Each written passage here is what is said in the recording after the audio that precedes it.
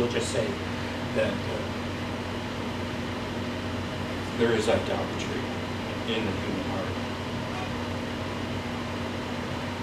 You boast in the law, but you dishonor God by breaking it. Number 20, in verse 24, the result. The name of God is blasphemed among the Gentiles because of you. Personally, growing up in the era of fundamentalism and legalism, I know exactly what he's talking about. As fundamentalists, we had, just like the Jews, we had the answer to everything. We knew exactly what we could and could not do, what we should and should not do. We knew that our church and our denomination was the only true one. But there was a lot of that stuff going around. But the church I spent my teen years in had 7 deacons, plus the pastor.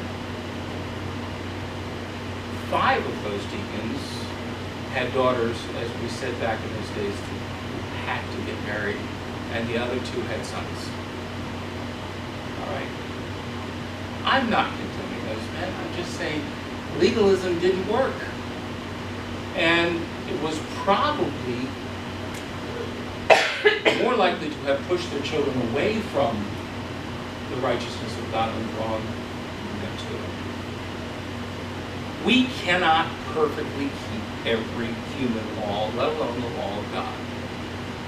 So if we want to share our faith in a broken world, we have to identify with the world's brokenness.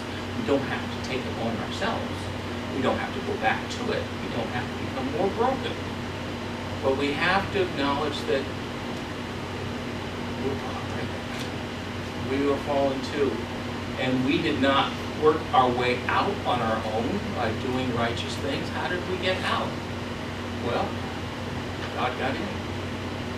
God moved in by faith to our hearts. He is by His Spirit in the process of transforming us. We call that sanctification. I'm going to stop there.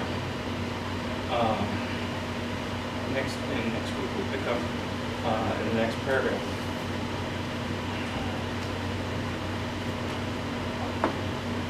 If there's a takeaway for us today, I want it to be this. Let us not defame our God by falsely claiming to be something we're not. The world needs to know that we fully acknowledge our need of Him, that salvation is of God, and I didn't do anything for it. Jesus did it all. Jesus did it all. We had a little chorus we used to sing at summer camp. Some of you might even like it. He paid a debt He did not owe. I owed the debt I could not pay. I needed someone to wash my sins away. Now I sing a brand new song. Christ died for me. Amazing grace. That's our reality, and that's what people need to hear if we want them to hear of the God who saves. We've got to be truthful. As often as it humbles us.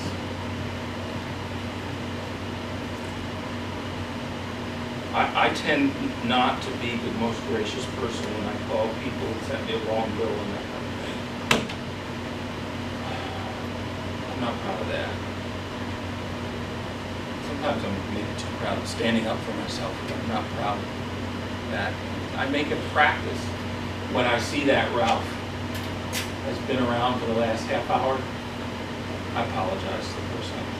First of all, dear lady, you didn't create my problem, and it wasn't fair for me to unload on you.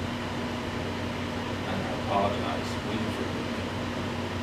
You would be amazed at how that takes the breath away. I have rarely gotten an answer to that question because people don't ask forgiveness.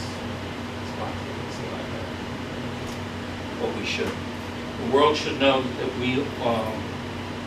we understand what it is to be a sinner, and we want them to understand what it is to be saved. Amen? Amen. Let's sing our final song.